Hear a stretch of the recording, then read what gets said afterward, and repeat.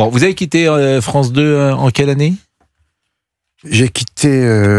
en fait, j'ai travaillé aussi bien à France 2 qu'à France 3, puis à France 5, et entre-temps, je suis passé par TF1 et par des chaînes privées, comme Paris Première, où je suis resté 10 ans. Donc j'ai connu les deux systèmes, très différents l'un de l'autre, et c'est vrai qu'il y a une facilité qui est accordée au service public. Vous savez, les dépenses aussi viennent du fait que quand quelqu'un est écarté, il n'y a pas de licenciement, il n'y a pas de départ, et donc les placards sont remplis. Il y a des placards. Vous avez présenté le 20h ? J'ai présenté le 20h, j'ai fait beaucoup de choses. Vous avez présenté 20h sur France 2, vous avez présenté également sur France 3, le 19h. Sur France 3 aussi, j'étais directeur et je présentais le 19-20, j'ai présenté des émissions sur TF1, enfin, j'ai eu un parcours alors vraiment très riche, magnifique.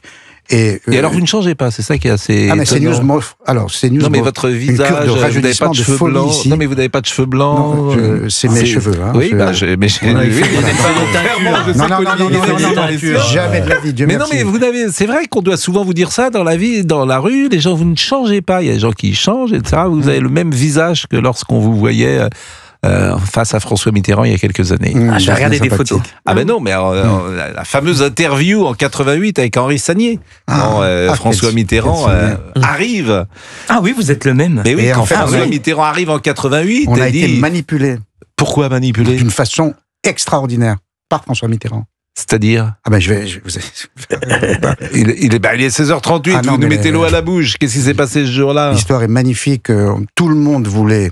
On ne savait pas s'il allait se présenter ou pas. Oui. Non, on ne savait pas. Quand il vient sur le plateau, non. Bah, Henri Sagnier lui dit, vous avez bien réfléchi. Non, mais alors, justement, tout le monde voulait faire son interview. Moi, je suis appelé par l'Élysée le matin et son collaborateur me dit, c'est vous ce soir au 20h. Je dis, mais alors on veut rien savoir. On vous demande pas de nous passer les questions. D'ailleurs, je n'aurais pas donné. Et il vient. Et donc, il arrive un quart d'heure avant. C'était terrible ce qu'on a vécu. Il arrive un quart d'heure avant en faisant une gueule pas possible. Sagnier était déjà, le présentateur du 20h, à son poste. Moi, je vais l'accueillir avec le directeur Élie Vanier de l'information et le président Contamine. Et je n'ai jamais vu ça de ma vie. François Mitterrand, qui ne dit bonsoir à personne, il était lugubre, entre dans la salle de maquillage qui était très petite. Le président de France Télévisions, Contamine, veut le suivre et Mitterrand, pardon, on est à la radio, mais Mitterrand d'un geste fait non.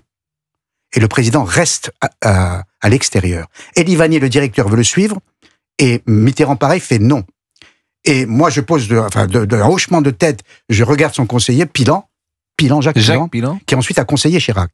Et je rentre dans la petite loge, Mitterrand se fait maquiller, je suis derrière lui, il me voit dans le miroir, et je dis évidemment, je vous poserai la première question, enfin, c'est Henri Sagnier qui vous posera la première question sur votre candidature. Et ensuite, on fera une interview de 12 minutes. Il me regarde, mais très méchamment, il me dit 12 minutes ? Non, 4 minutes, 5 minutes. Je dis, mais attendez, votre conseiller m'a dit 12 minutes, entre 12 et 15. Il me dit non, 4 à 5 minutes, non. Et je vais voir Sagnier 5 minutes avant, je dis, fais attention, il est de très, très, très mauvaise humeur. Évidemment, comme je le souhaitais, l'interview a duré 15 minutes. Sagnier pose la première question, serez-vous candidat ? Oui, mais en faisant non de la tête. C'est extraordinaire. J'ai demandé ensuite à Boris Cyrulnik, qui est éthologue, spécialiste de la communication non verbale. Il me dit, il a voulu donner 2 messages en même temps. Oui, sonore, mais contraint d'y aller. Et ensuite, je pose des questions. On a le sentiment qu'il hésite. Oui, voilà, c'est ça. Oui. Ensuite, je pose des questions et il me traite de factieux, moi. Oui. Il me dit, je dis, alors si vous êtes réélu, que ferez-vous, etc. Il me dit, arrêtez de me poser de questions. C'est Chirac qui vous a soufflé les questions. Et donc, l'interview très, très, très dure. Elle est très dure. Entre les deux, entre lui et moi. Sagnier, du coup, lui ne pose plus aucune question, contrairement à vous qui intervenez souvent. Il aucune question. Et à la fin, je regarde. Allez hop. Voilà. Et la deuxième. Non, mais attends, mais je fais mon Pascal Pro. Factuel. Les grands aînés, je les reprends pas. Respect pour les grands aînés.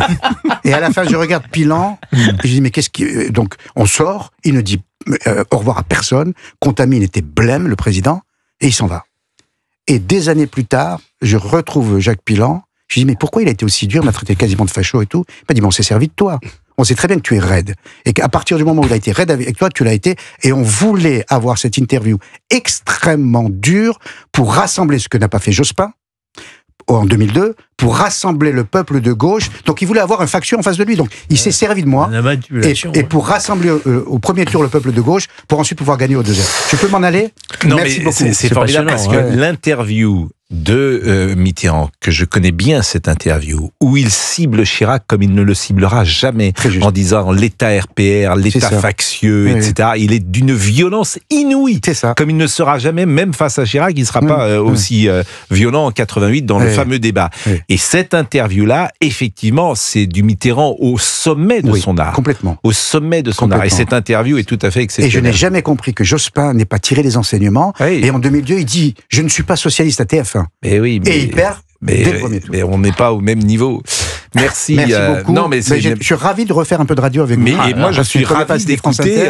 J'espère que les uns et les autres. Merci beaucoup pour votre accueil, franchement. Mais non, mais Paul, vous faites partie des grands aînés de notre profession et on vous accueille comme plus tard, je sais, Gauthier Lebret nous accueillera dans son émission. Dans une vingtaine d'années. Si vous pouvez encore vous déplacer. Les salauds. Non, mais c'est vrai que on va marquer une pause, mais ce qui est vrai, c'est que moi je connais bien Paul, non pas personnellement d'ailleurs, mais je regardais beaucoup la télévision à cette époque-là, et c'est vrai que pour les aînés, que ce soit Labro, j'ai connu un peu Chancel, Philippe Gildas dont je parlais l'autre jour, etc. Cette transmission-là, ça compte. Il me semble que ça compte. Parce que ce sont des gens qui nous ont donné envie de faire ce métier. De la même manière, on espère que nous pourrons donner envie à des jeunes gens qui nous écoutent de faire le nôtre plus tard.